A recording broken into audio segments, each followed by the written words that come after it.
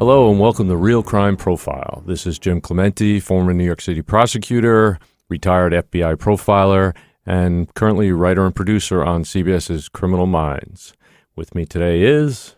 Laura Richards. I'm director and founder of Paladin National Stalking Advocacy Service and also criminal behavioural analyst, activist and advocate, and also co-creator and co-producer on CBS's The Case of JonBenet Ramsey. And I am Lisa Zambetti. I am the casting director for Criminal Minds and Criminal Minds Beyond Borders, where Jim Clementi is my colleague. And I have a real interest in real crime and the minds that solve those crimes.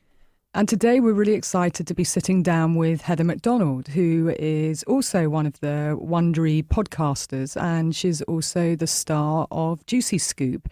And we're going to be discussing today, and it will be somewhat wild and certainly unscripted, but we're really looking forward to talking about the gift of listening with Heather. Well, I first want to apologize to you because I did not recognize you from the JonBenet documentary. I only recognized the beautiful blonde. Yeah, I'm certainly not the beautiful blonde, so I'm don't sorry. worry about it. Thank you, Heather. That's very apologies kind. necessary. I was making a joke. I was making light of it because... He wanted to be recognised. Yeah. And you You're didn't like, how, you recognise him, literally so were, you're like it was yelling good at that me. you You're like, how could corrected I it. not? How could you not recognize me? You're I'm not wearing so your hat. distinct That's looking. why. You're not wearing your I didn't hat. wear my hat on the show. Oh, that's right. Yeah. Well, it was an Sorry. amazing. It was an amazing.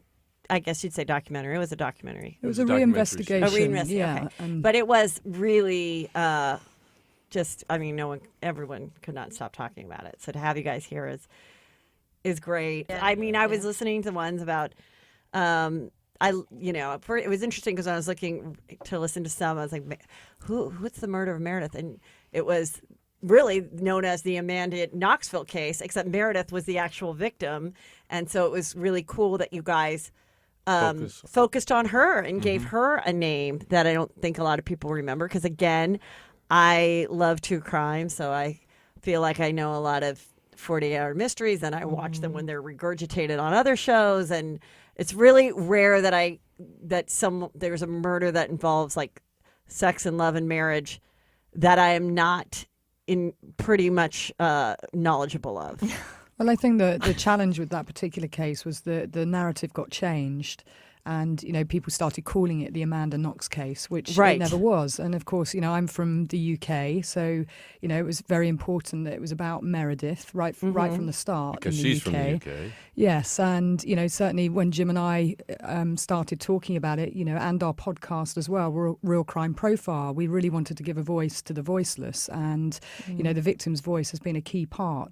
So, I was giving a talk at Pepperdine University, and I asked how many people in the audience had heard of the case of Meredith Kircher, and 4 people put their hands up. And then I asked the same question, how many people have heard of Amanda Knox? Everyone had their hands up. Wow. So this is how victims get written out, and become footnotes in their own murders, which is why we did the case of Nicole Brown as well as Ron Goldman, so that we could correct the narrative and put the victims quite rightly at the centre of it. Right. And the same thing with Making a Murderer. We talked about Teresa Holbeck. I mean, The woman who was murdered. Yes. Yeah, because... Not Stephen Avery. Right, because when we actually do criminal behavioral analysis, the first thing we look at is victimology. We study the victim because an offender picks a particular victim at a particular time, in a particular place, in a particular manner for a particular purpose. And all those choices reflect back on the offender and what their skills and abilities and desires and hopes and plans are with this victim.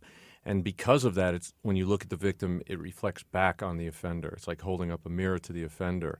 And so that's the first thing we study, and it's also the person who had a crime committed against them, who lost their voice because they were killed or assaulted or whatever happened to them. And so our job, as we see it, Laura and I, and Lisa helps us do it, is to bring life back to the victims. And that's one of the reasons why we created the podcast in the first place. Yes, because, let's talk about that. Because Jim and Laura wanted to, and I wanted to help them create a platform where they could do what they just did just now, is go deep into the subject matter. Now, if they were on another show like a CNN or whatever, they would be confined to like 30 seconds to talk about it. And also in, what that host wants to talk about. Right. It would be the Amanda Knox thing. You would never even hear about Meredith. But on our show, we can talk about whatever the heck we want to, for as long as we want to, and we're not beholden to the studio or the network or the telling us what to do. And I just really cherish that. It's very empowering for me. It makes me feel very creative that we can go down any path we want to, and there's no programming. There's no, Jim and I live and die by the ratings of our day jobs, and we're constantly worried about that. And while, we want to have lots of listeners and we want to have great sponsors, that's not why we do this. We would do this no matter what the number was. Right. And Lisa's kind of the role of the voice of the people. So when Jim and I start getting, we deep dive into some of the jargon and the kind of the technical point side that we would what? converse in, Lisa will just bring us back and say, hang on, what does that mean? What does the word victimology mean? Right. And then we can explain it. And the other key reason for Jim C and I is that it's about educating and raising awareness as well about issues that people don't really talk about. So things like coercive control, which we did through the case of Nicole and Ron Goldman, and of course people would always refer to that as the O.J. Simpson case, but we started to peel back all the real detail and the layers about Nicole's life and how she was actually being coercively controlled and stalked. And then the culmination of that was the domestic homicide. So the education part is really important to us. Yeah, and another thing that I think might have been a surprise to Lisa, but I think Laura and I expected it, was the fact that we're talking about services and people were reaching out to us for help, and particularly Laura and Paladin Service, which is a victims advocacy group that Laura started in the UK, and she's trying to bring it over here to the US. It's for victims of stalking and also domestic violence. And the UK service has helped in excess of 2,000 people. And whenever we podcast here, we get lots of cases, many of whom, victims will write to me or their mothers or their loved ones. So a good example of being able to sort of educate and raise awareness is the podcast that we decided to do on sort of the arc of the people versus O.J. Simpson. But our focus was very much on Nicole Brown Simpson as well as Ron Goldman. I'm really looking at the coercive control that she suffered at his hands and actually did for many years of the relationship, and really showing the abuse for what it was, what the high risk factors were, how he micromanaged her, how she feared for her life on numerous occasions and called the police. And, in the UK, myself along with others had changed the law on coercive control, and the new law came in December 2015. But I think it's a kind of a new term for people who don't really understand domestic violence. So it's really a good way through our podcast that we can educate people. Can I ask a question about the Nicole Brown situation? Go ahead. Okay, so one thing I found interesting, now I told you that I'd read the Faye Resnick book 20-something years ago, and then I read it again recently, and everything she said in there really rang true with the knowledge we have now. But one thing I found really interesting was when Nicole went back to him, when she said, someone said, oh, I saw OJ and he's really in love with Paula Barberari or whatever her name was. And he says he's a changed man and he's really going to make it work. He's not going to cheat on Paula because he was always cheating on Nicole. And then she immediately called him and was like, let's give our family another chance. And Faye said, what are you doing? What are you thinking? Like, why would you want this person back? And she wanted to try it. And so then he said, okay.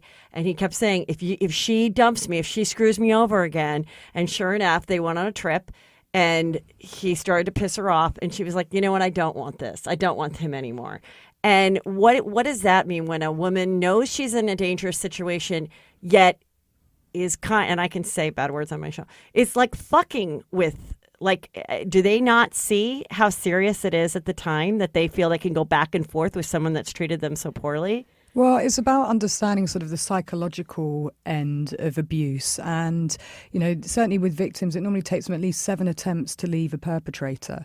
So, you can imagine when we're talking about relationships where people are emotionally invested as well, where children are present. And Nicole, by all accounts, was a very good mum, and she wanted them to have their father present in their life. She wanted the best for them. But coercive control is a very, insidious thing, because it really does get under the skin, and the tentacles, are very deeply rooted in the psychological aspect. So Nicole did try and leave numerous times. Every time he would try and win her back. Yes, and there may well have been times when Nicole wanted to get back with him. Yeah, because they were already legally, everything was final. She was moved out, they're divorced. The key thing with victims is, the one thing I know from working with victims for 20 years is that they all want the same thing. They want the relationship, but they don't want the abuse. And so this is where the conflict comes in, because when you're emotionally invested, when you love someone, you've invested everything. Your lives are entwined, and you have children. And for her identity, because she met him at 17. Correct. Yeah. And all of those things that he would use. There was a complete power imbalance between the two of them, and for some time she was probably happy with that. But then when she starts to assert herself and become her own woman and know her own mind, things start to escalate between them. And, certainly from everything I've read about Nicole, she did love him and she did want the relationship. She just wanted him to stop being abusive. And I think the question we should all be asking is, why are men, in this situation we're talking about men, but why are perpetrators abusive? Why are we looking at the victims and judging them on what they did or didn't do? Right. And that's where we really want the lens to be focused back on the perpetrator. And I say, it's a man in this situation. We know that men and women can be abused. And certainly the psychological aspect, the coercive control, all victims have said to me that that's the most damaging. So, it's very easy to put people's lives under the microscope and judge them and say, well, she should have done and he should have done this. But actually, it becomes very complicated and complex when you've got children involved and when you've got affairs of the heart involved. Right. She loved him. Why couldn't he stop abusing her is the question that we should be asking. He's the one that got away with murder after all. She lost her life, and yet still people are judging her.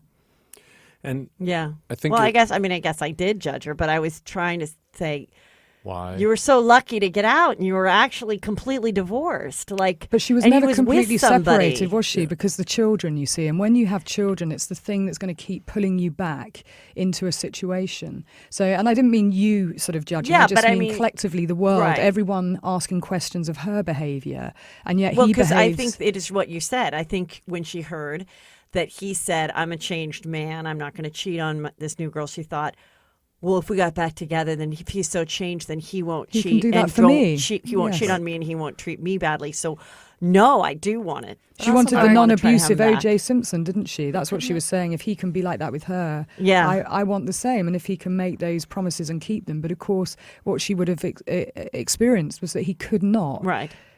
Be non-abusive. And so the minute he starts, whether it's psychologically, whether it's physically, because he used all the tactics that perpetrators do, and given his standing, given his charisma, given the fact people didn't believe her, Right. all of those things kept her very much, glued to him.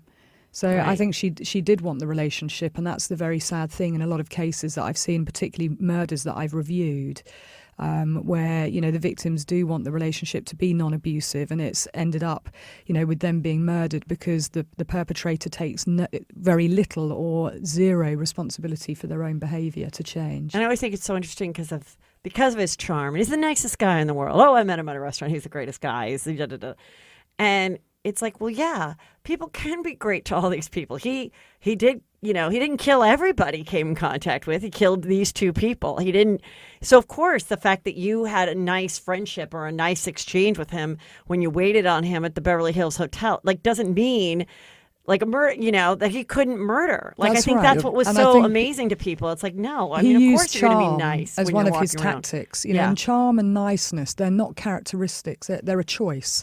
Someone takes a choice to use those tools. And I always say charm disarms.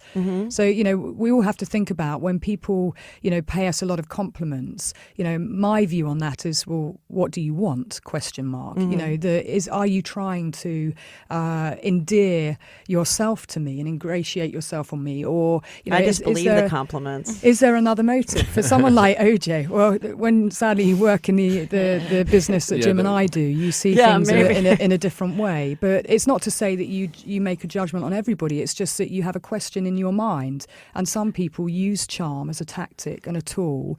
Psychopaths do. Yeah, psychopaths do, to compliment people, to make them feel great. They put somebody on a pedestal, and then they slowly start to strip them down. The victims typically have an idyllic fantasy of what the relationship is like in their mind, how great they were treated, how wonderful they felt in the beginning, and how that released endorphins in them that they're just so they want it again. It's like, they're fiending for a drug that they had before, this perfect image of this relationship.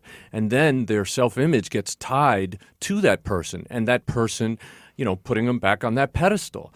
And so they're yearning for that as well. And it sounds to me like Nicole at that point thought, well, maybe he has changed. Maybe I do have an opportunity to have what I had before that I had been putting up with all this abuse for all this time with him for. And so she was going back to trying to get what she had in the beginning of this relationship. She didn't recognize it as certainly threatening to her life at that point. Otherwise, she wouldn't have done that. All right, well, that seems like a good place to break, and we'll be back momentarily. Hello, it's Jim Clementi and Francie Hakes with a special message about a new show that I'm hosting on Wondery called Locked Up Abroad. In each episode, people tell their harrowing stories of being convicted of crimes and jailed in foreign lands, or kidnapped and held hostage in war-torn countries. These are definitely worst-case scenarios. They're truly frightening situations. Yes, no best cases here. But it is fascinating to hear how they manage to survive these ordeals. In the first episode, Midnight Express, Billy Hayes tells us about being imprisoned in Turkey for smuggling hashish. Oliver Stone even made a movie about it. But that was the movie. This is the real story. I even had the chance to interview Billy Hayes recently, and he told me the whole story behind the story of how he escaped a Turkish prison. He even told me that he went back to Turkey years later. You have to hear his story to believe it. And now, in his own words, here is Billy Hayes.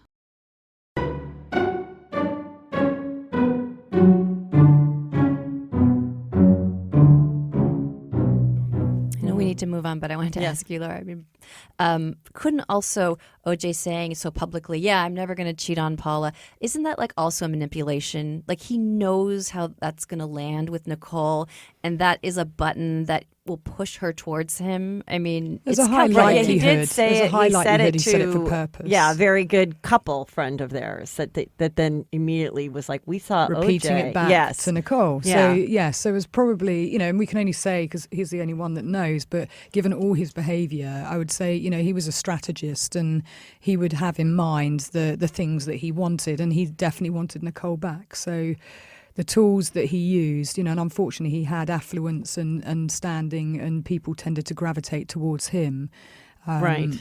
And she was fully aware of that. So getting back to what we love about listening to podcasts, do you guys listen to other podcasts, and if so, which ones? Well, there's one that I tend to listen to very regularly, and more so when I'm out canyon running, are TED Talks. And Oh, yeah. But I've That's gotten great. into, I don't know if you've heard the radio hour one, where they have, a subject and then they have 4 different speakers talk to it in a very different way. Oh, And, it's Cool. fascinating, so much insight. And actually, one of their podcasts was on the art of listening, which Oh, I great. highly recommend because there's some very interesting speakers who give a very different take about whether listening is for the journey of sort of discovery or whether it's empathy, and it kind of talks about it in very different ways. nice. I like to listen to people and their stories. And one of my favorites is Truth and Justice podcast by Bob Ruff. I just think he has an amazing way of talking to people and getting to the bottom of stories, and he's doing a lot of investigations that really interest me as well. And I also like podcasts about how things work. I studied physics and chemistry in college, and then decided to go to law school because I loved criminal law.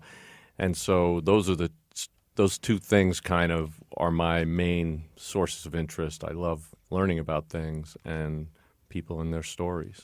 I listen to a wide variety of podcasts that I stumble and crash into very randomly. Everything from, Radio Lab to America's Test Kitchen to a great podcast called Happier. And I actually used to listen to this podcast about snack food, which is insane because I don't even eat snack food. My children didn't have donuts until they were 10. But good podcasts have subject, style, and substance. They kind of all come together in that trifecta. So even if it's a subject that you have no interest in, if the style and the rapport of the podcaster grabs you, you'll go with it. And conversely, even if it's a subject that I love and I'm really into, but the podcasters are either really stuffy, or I don't get their humor, or their substance, they don't have a really deep grasp of what they're talking about, it kind of falls apart. Yeah. But my taste is just all over the place. And when Game of Thrones comes on again, I'm going to be looking for a good podcast to tune into, and there are a lot of them out there. So I think it depends on your mood as well, doesn't it? And the window of time that you have and what you want to fill that window of time with. Right. And a lot comes down to the hosts, absolutely, the people that are on them. I mean, you sort of answered this, but is there a particular story that really touched you from a listener? That Well, we have a you heard from? couple. And Okay. I wanted to read one. We've been talking about the domestic abuse angle, and we get a lot of letters and stories from people who are in horribly abusive situations. But this one just knocked the breath out of me. I don't know if it did for you, Laura, but Well, it did. This- That's why I wanted to share it with you, and I forwarded it on because, we do get so many. That's the thing. I haven't even added up how many we get a week, but this Right. one, she actually sent this to our Facebook page too. I mean, she was really trying to get you us to to see it. it. So I'm going to read this. I'm not going to say her name. I wanted to send you, Jim, Laura, and Lisa, a message about your podcast. A little background. My daughter was killed at the school shooting in Sandy Hook Elementary School in Newtown, Connecticut. I've been listening to your podcast for a while now, I guess since it started, and I've been very impressed with your focus on honoring victims and victims' voices. When you lose a loved one by the violent hands of another individual, there's this feeling of having no control, a loss of power. Someone else made a choice to affect your life and those around you forever, and you have to suck it up and live with it. Being in that place can feel very lonely and isolating, and it's hard to feel understood sometimes. So it's refreshing to listen to your podcast that helps not only giving a voice to victims, but also to empower those that are being abused get help that they need without stigma. Thank you for all your work. A mom from Sandy Hook. Oh my gosh, that's great. Yeah. it was pretty So amazing. sad. I can't even imagine. There was another one that really resonates in my head as well, which really did have an impact. Which was somebody who wrote, and again, I won't name her, but she said that she'd been listening to all of our episodes and that she was suffering from serious levels of abuse, and all the information that we'd been giving her and signposting her to Paladin and other services meant that she could then start to form a plan. And she actually had written to the point where she had safely left her abusive partner. So, That's it really kind great. of was uplifting Yeah. as well. And, it's the reason why we put out, the details for Paladin National Stalking Advocacy Service in the UK and why we need a service here, but put out the domestic violence helpline. So it really shows that what we do is so important, but there is life after abuse. And that part was very uplifting about her Yes. life now. That she's successful. And one other thing is that a number of the people that write to us tell us that they didn't even recognize that they were in an abusive situation that could be dangerous until they listened to our podcast, until they heard examples of other people in that same kind of situation who ended up violently attacked or killed. And so I think it really opened up people's eyes as to what was going on in their own lives. And we've told the stories in different ways, I guess, and that's, through cases, talking about lots of different cases. One of the things Jim C and I can do is kind of deconstruct them, the cases, and, they're not just stories, they're people's lives. And we can talk about high risk factors, we can talk about the detail. And I think that's what people connect with, not with the labels, domestic violence or stalking or, any coercive control labels that are placed. So I think that has had a very profound impact on many people who wouldn't have probably got help, actually. So, what do you think makes podcasts stand out from other means of entertainment, like live stream and social media, Instagram, and all of that? I would say that it's imagination. It's a callback or a throwback to the old radio serials. I think in those days, people would sit around listening to the radio and their brains would put together the pictures. And I think that's addictive. I think that really draws people in and it engages people so much more. I think TV and movies took away from that. And even today, with all of the levels of animation and all the things that they can do that trick your mind into believing that it's actually there, I think it steps back. It's more like reading a great book that you don't want to put down. Yeah. Listening to a podcast. I'll sit there when I get to my destination and keep listening, Right. because I don't want to stop hearing what the podcast is saying if they're in the middle of a good story or talking about some topic that I'm interested in. So I think it really engages my imagination, and I think, to me, that's my drug. That's great. And what does it mean to be a good listener, Laura? I mean, this is a very good question, and it's something that actually I have numerous slides on when I'm training professionals, police officers and others when talking about using the DASH risk assessment model, which is a tool specifically for domestic violence and stalking and honour-based violence. And I really think, the ratio, you've got 2 ears and 1 mouth, and the ratio that they should be used in should be exactly in that proportion. I certainly feel, when we think about listening, there's active listening, there's reflective listening, and there's a lot of people who listen to talk, not listen to hear. Mm-hmm. And I think those 2 things are very different. And I think, listening to somebody is a mark of respect, and it's also a mark of validation, and it's very empowering for someone to feel heard. And I think, with a lot of the work that I've certainly done in the space with crime victims, it's about hearing them and giving people a voice and, being patient, letting people explain their situation, not interrupting. And I talk a lot to people, and professionals in particular, about when they interrupt people, particularly victims or anyone in their social circle, they will change what happens next, the whole dynamic when someone's in flow. So not only is it disrespectful, it also changes the person's narrative of probably what they're going to say next. They might think that the person's not interested in what they're saying next. They might think that they need to change because they can't deal with what they're saying next. There's lots of things, particularly with the victim in crisis, that will happen if the flow is interrupted. So I think what really makes a good listener is letting someone tell their story or have their say, have their view, not interrupting them. I think, one of the good tools that you can do back to show someone that you've heard them is to sort of almost mimic back the last part of what they've said, to make someone feel that they've been heard and empowered and validated. But communication skills, I feel, not everybody has fantastic communication skills, and I feel it's really something that should be talked to in schools and certainly with professionals. And having worked a lot in law enforcement, I think it's one of the grossly underrated and undervalued things of, not just the art of listening, but the act of listening, and it should be very active. And conscious as a process of giving somebody the space when they are talking and letting them feel and be heard. Laura just reminded me, Heather, you and I are moms, and mimicking back to a child is very, very important. I was just on an airplane ride, and there was a little boy going, "I want my grandma, I want my grandma."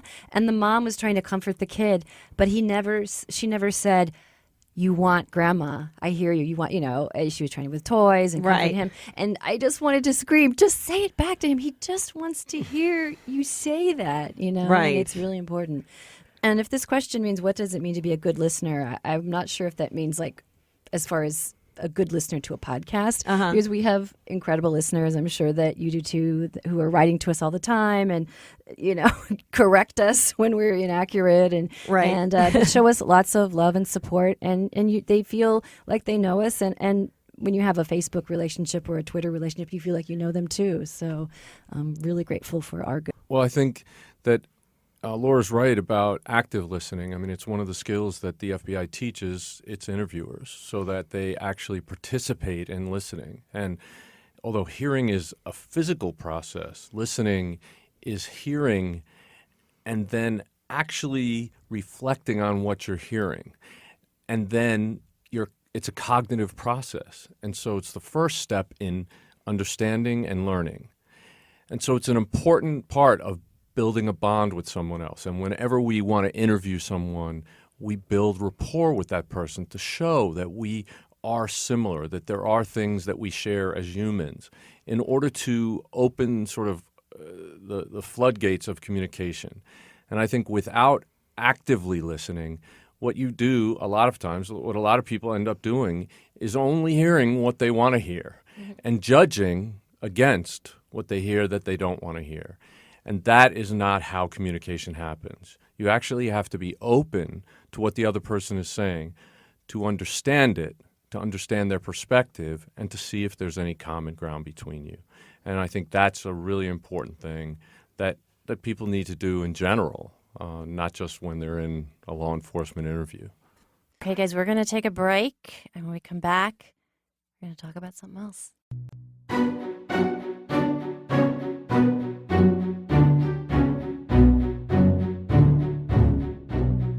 So how did you get into podcasting in the first place? Well, I am a stand-up comedian, and I've written 2 books, My Inappropriate Life and You'll Never Blue Ball in This Town Again.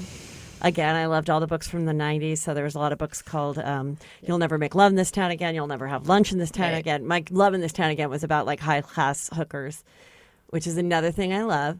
So I was an old virgin, so I was like, I have a lot of juicy stories. They just don't end in penetration, but since they took place in the 90s. So I wrote that book. That was really fun. And then I wrote and produced Chelsea Lately for many years. I was going to say, you have that vibe too. I was going to say, so you guys must be best friends or worst enemies. It's one of the two. It's whatever. And so, no, it was a great time. And so I love pop culture, but I also love juicy scoops, juicy stuff. So at a certain point after Chelsea Lately ended, I had a couple of shows that didn't last. And I literally said, well, I guess it's time to do a podcast. Cool. But in a negative way is what I was really being honest.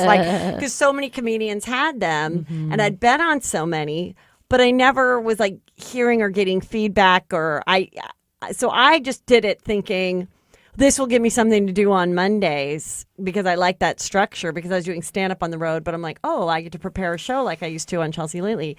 So it was actually a huge surprise when people found it and really loved it. And then it was the greatest response I've ever gotten, better than the books, better than stand-up. So I've just grown to really love it and appreciate it. And it's been the surprise of my life, really. I didn't really think it would be this way. And now if I don't love the episode, or I feel like I've never missed one and I just went to 2 days a week, and it's very stressful, because I'm like, I can't just skip an episode, or how am I going to fit this in when I'm traveling? And then, if it's 3 hours late, you wake up to the angry tweets and, disappointed tweets. Yeah. It's just kind of like, where was it? I was on my commute, and I'm like, okay, they're just very wait demanding. a minute. Yeah. They want but, it. It's so flattering. Commuters, that's very true. Yeah, It's yeah, very that's commuters. absolutely Very flattering now, and makes me really happy. And then it's really driven my people coming to see me live when I do stand-up. So I love it. So it's been good. My husband is a former stand-up too, and like you said, he doesn't do it now, but his outlet is doing his podcast. He does a daily podcast. He's done 1,500 episodes in a row. So Did you hear that? A daily podcast for 3 years? Over 3 years. Over 3 years. But I remember when he was traveling, and we were first dating, and took me on the road. And this is how much in love we were. Is he took me to this hotel where they put him up, and I opened the window, and the view was of tires, like rubber tires, stacked up outside. And Sounds very romantic, Elisa. Very romantic. And yet it was so romantic. But good for you. That's awesome. Yeah. You guys probably know a lot of people. Did he pick that room in particular? No, it's the club picks your lodgings. You don't have a say in it. Yeah. And so of course we're like, oh, this is so romantic. Now I do. Right. Now I say cute cities only is my policy. So what's your favorite episode of your show, and why? I think probably one of my favorite episodes was just one that I had with a fellow comedian, Chris Frangiola, and he was on Chelsea Lately with me, and we just went through stories that were in the news, but also I had a really funny 4th of July week with my family and my kids, and I ran into an old boyfriend, and just telling the story to a really good friend, because sometimes I do stuff just by myself. It made for just.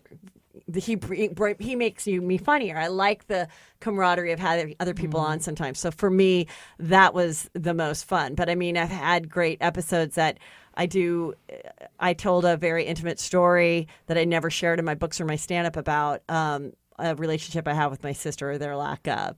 And it is something that is probably not even explored much in anything, but it's sort of like abusive adult sibling relationships that are not necessarily physical, but they just keep coming back, and the parents push you to have them in your wedding and push, she should be able to come see you after you give birth, and things like that just continued on. And it took like getting married to my husband, who did not come from that weird Catholic dysfunctional family, to say, she can't just walk into our house. And so I started to tell the whole story, which spans over like 15 years. And I said, well, this story is going to take about 3 hours to tell. So I'm going to tell it in the beginning of each episode of Juicy Scoop. And I called it Serial Sister, Serial being the most popular podcast. I was like, let's see, and it was amazing the response I got of people being like, no one ever talks about this. I thought I was the only one that felt like this. I feel such guilt. I just want to raise my own children. I don't want this drama that I grew up with around me.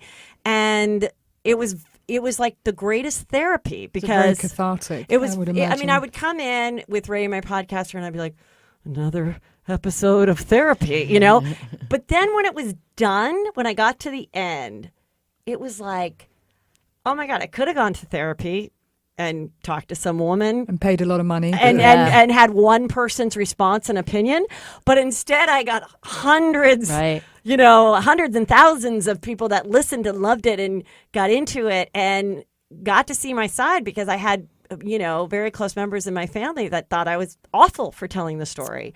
And so part of me telling the story was like, I love the podcast because having the freedom of the podcast of telling the truth, once you put it out there, it's like it's so freeing. It's like no one can touch you. They can't say you're lying. Fine, you think I'm lying? Why don't you listen to episode 35 to 51? Yeah. Why don't you listen? And so then recently I had a situation with my former podcast owner who was gross and a sexual harasser, and I had the audio and I kept it to myself for 6 months. And then after all the stuff with Donald Trump and Roger Ailes, I was like, why am I protecting this person that was awful? And then when I left, he was awful. Like, he tried to not let me leave. And I was like, and I know people in the office are suffering. And I'm like, well, but then I asked myself, well, can someone talk to me disgusting like this, since I'm this female comedian that, is somewhat R-rated? And so I kind of put it out like that. And that was an amazing response. In that I just go, look, I know it's not rape. I know it's not assault. It's not someone grabbing you. But what has happened when you've been sexually harassed in the workplace? And it's been so many different stories. And sometimes it's just like a girl at her cubicle, and it's some gross guy who's talking about, comes right up to her and is like, oh, so I was, going down on my wife last night. And he's blocking the cubicle. And it's like, get away. And these stories, and they, and the way that when they do tell, the lack of response, or well, you really shouldn't have done that, or why don't you find another job? And the problem is you love the job. You just don't like this person speaking to you this way. And it's you something that have to change your life. I you mean, that's shouldn't something Laura have has to. said hundreds of times. Yeah. And just like based on, the earlier question you asked, just why are we so focused on the victims and how they have to cure the situation as opposed to preventing people from being bad to the victim in the first place? Yeah, like, why are you protecting this person? Why protect this person? So in doing that, when I, the question of like, what's the greatest response you've gotten? It's been people being like, because now I call that segment serial sexual harassment. I read people's letters and we talk about it. Is people saying, I literally changed my life. I am no longer going to go into business with this person that I had doubts about. Or just the other day, I got this great email where this girl said she was in Chicago. She was driving, and she'd looked to the zero to stop sign. She looked over, and there was a cab driver, and she happened to catch eye contact with him, and he started doing really gross, lewd things to her with his face and his tongue and his hands. And so she drove away, and she's so grossed out, and she's shaking. And then she's like, no, I listened to Juicy Scoop, and I'm not going to just feel gross about myself. So she got behind the cab. She memorized the number or wrote it down, reported it as him being inappropriate and gross. Then I, in fact, reported that same license plate on the show. Good. And it's just like, I love just like putting it out there. Like, what are you going to do? It's so awesome. Yeah, why? Giving people a voice, you see, And that's, empowerment. and No, yeah. empowering them to be Yeah. able to Right. share their experiences, because we all sit on things like that and feel it will reflect on us if we don't talk about it. So giving people the opportunity and giving them the platform to be able to do that is a very powerful thing. So, Yeah. so well done. And it's so weird that you mentioned that sibling abuse thing, because we just got a Facebook message from somebody who wanted Laura and Jim to talk about that on our show, that they've had, years and years of this sort of really toxic relationship back and forth. So it's It's amazing giving that you people just said that. permission. Yeah. And It's I think giving it's a really permission. important It's thing. like, It's the you know, same thing as what I the Dash Risk model does. It Right. basically allows people to share their experience. And, Yeah. and it's a permission thing. Right. And it validates. And there's so many good things that you don't realise are going to drop Yeah. out of it, because it feels people are in fear. It feels like a terrible thing to do. Yeah. So, yeah, it sounds But like... if it's, but then but it's a juicy story. So it's like whatever is a juicy story, whether it is a 40-hour mystery I see or something in the news or on my show, Juicy Scoop, but it's also, I like all the Bravo shows, and but I almost like look at that like someone that's going to write a paper on the Real Housewives in college, like how they're cast and what's going on, and the fame that happens to a woman that's never even auditioned for a play is now the star of one of the hit shows in 180 countries, and she was the biggest claim to fame was she was the cutest one in the pickup line at school. There must be many master's theses about Yes, that. I would think. Well, I it's just amazing. went to Andy Cohen was speaking at the Palm, and I just went there, and this girl said, "I just did my college thesis paper on the Housewives," and I was like, "Oh man, like that's pretty great." So it's like, but I'm not. Some people are like, "Oh, I'm embarrassed to say I love that," but I think people can have so many interests. It's like, so sometimes my show is funny all the way through, and other times it's a little more juicy. It's like whatever, or a little more serious. It's just whatever I find juicy and fun. Exactly. And You're accountable to yourself, and Right. that's so powerful to have a podcast for that outlet. I mean, I love that. yeah, so it's been great, and it's great to be at Wondery with, a caliber of people that are really bright and interesting, and so it's great. I love that people are discovering it more and more, because it's amazing like how many mother-daughters come to my show, and sometimes it's the mother that introduced the daughter to it, and so it's like it used to be a younger thing, and it's just growing more and more of how people are enjoying it and understand how to listen and how easy it is. And So speaking of listening, what do you do, because it's a reality for everybody, what do you do about listeners who don't really listen, who are just on there to judge and be negative and troll? well, sometimes I get kind of angry. Sometimes I, take the time to write people back where they'll say something. And me as an interviewer, I've gotten better in the last year and a half. I do get people that say, "You cut off Holly Madison." I just read that Holly Madison is the Playmate from like the Hefner thing. And I remember the interview, and I remember she really wasn't that great of an interview. So I was interrupting her to get her to a better, juicier spot, So and then I'm listening to you talk about listening, and I'm like, I probably could work on that. You're now being that- reflecting. Yes, exactly. And so I try to look at it, and then when I have people write me something that I know I said in the podcast, and I was like, "You didn't listen to the end. You didn't hear what I said, or I didn't say that." Or they sometimes people are listening to me being an edgy comic. There's people looking for you to say something racist or sexist, or they're trying to find To lift that out of why context. did you why did you say her roommate was a 15-year-old Mexican? I go, well, he was 15 and he was Mexican. Why? And that's how she wrote the letter to me. And I'm reading this girl's story about how she had a roommate who moved in. They were in college, and a 15-year-old Mexican boy moved in with them. You're mad at me that I said that he was Mexican? I just shut up. Like, then don't listen. Like, what are you saying, that I can't even describe someone's ethnicity? I say I'm white. Like, what is the... So there's sometimes things like that where I'm like, okay, I'm not going to worry about that. And that's what I also like about the podcast is in this age of where comedians have been taped at a club, 30 seconds of something can ruin someone's career, or a tweet, and that's short. I mean, I am careful about what I tweet and post, but I'm not as careful about the podcast because I feel like the people that are listening to me listen to me all the time. The thing is an hour long. They've listened to hours and hours. If I say something, they know me like a friend. They know I'm not evil or racist or don't care, you know? So it's like this relaxing thing of where you're not going to really be challenged by a soundbite. Yeah, you're Because uninhibited, yeah. they're actually listening to you, Right. right? They're not just hearing for one little thing that they can, judge you on or Right. take out of context. Yeah, or They're someone take actually one sentence and make that the headline on TMZ and nobody Right. even reads the whole article, let alone listen to the hour podcast that it came from. Right. And so with my guests, I always say, look, this isn't live. That's not what I'm out to do. If there's something that you need to cut after, fine. I'm not going to be taking one sentence and putting it out there 4 days before someone can listen to the podcast. Like, I just think that's not fair to your guests, and that's not fair journalism, you know? So another question, which podcast do you listen to? Well, I listen to you guys. Correct answer. yes. We're all cheering.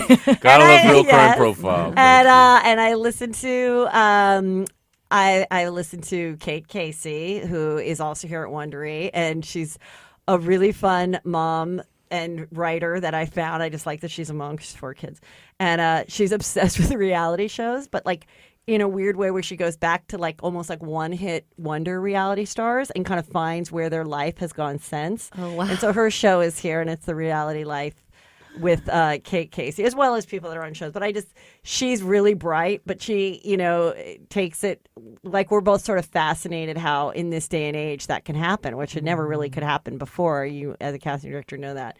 So, so I love that podcast. I love Ross Matthews' podcast. So I like fun stuff, but then I like deeper stuff too, and I liked Serial, and we sometimes listen to things like that when we're going, on a long trip or whatever. Yeah. That's really good when you're like in the Yeah, canyons. Serial was great. Yeah. I think that was the one that really got me hooked into them. And now I do listen to a real variety, but it just depends what I'm doing where. Right. Sometimes, you need to be in a place where you can really listen and absorb it. Yes. Whereas sometimes there's just too much sensory information coming at you, and it's, you need to, some things I like to keep sacred and special, some podcasts that when I'm alone and I'm running and I can really absorb what's being said. It's nice when someone's like, because of you, I'm stayed on the on the track longer, I ran longer, whatever. And then there's sometimes where I'm like, I always tell people it's great when you listen to a podcast. You can clean your house, you can do other things. But then I find myself just sitting just because I'm So you so have to hear intrigued it that and I'm not listen even to it. doing anything. And I'm Right. like, well, now that sort of defeats the purpose, but maybe not. Sometimes it's okay if you're laying in your bed listening too. But that's the problem with multitasking, isn't it? We always try and do far too many things, and sometimes you have to just bring it back and strip it down to the quality. Yes. So that you're doing one thing at one time and actually getting the quality experience from that, and the listening and the learning. I love to learn through podcasts as well, but also the cases, like Serial, where you're turning it over in your mind as well, whether it makes sense, whether it doesn't, whether they could look at things in a slightly different way. So those ones I have to pay much more attention to. This was so great. It was so great to meet you finally. Oh, I'm so glad you guys we could all join in here together in this. Yeah, now we have another great podcast to listen to. Right. Let's So, just yeah. get off on me. Juicy scoop, guys. Thank you, Heather. We Thank appreciate you. it. Thank you, guys. All right, signing off for Real Crime Profile.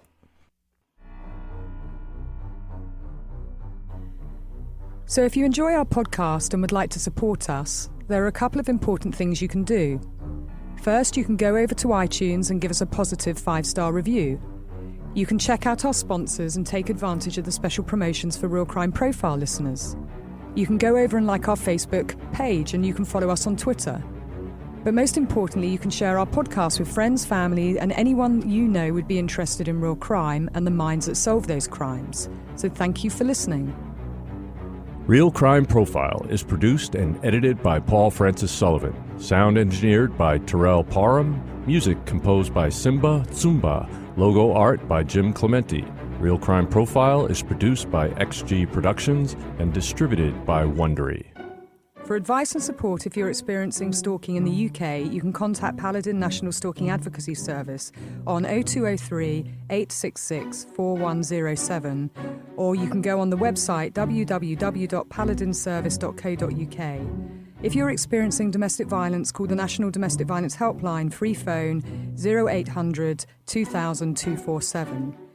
In the US, if you're experiencing domestic abuse and need advice, safety, shelter or counselling, call Genesis, the 24-hour hotline, 214-946-4357, or go on their website, www.genesisshelter.org, or the Domestic Violence Hotline on 800-799-7233. If you're a regular listener to the show, you know we have great brands like Blue Apron, Audible, and Casper advertising with us, and they keep coming back because our listeners really respond to them, which we're really thankful for. Well, if you happen to own a business or manage the advertising buy for one, then you should consider advertising on Real Crime Profile. Podcast advertising is on the rise, and it's one of the most effective ways of reaching consumers on the go today. So please go to Wondery.com/advertisers. Again, it's Wondery.com/advertisers and get in touch with us. Thanks.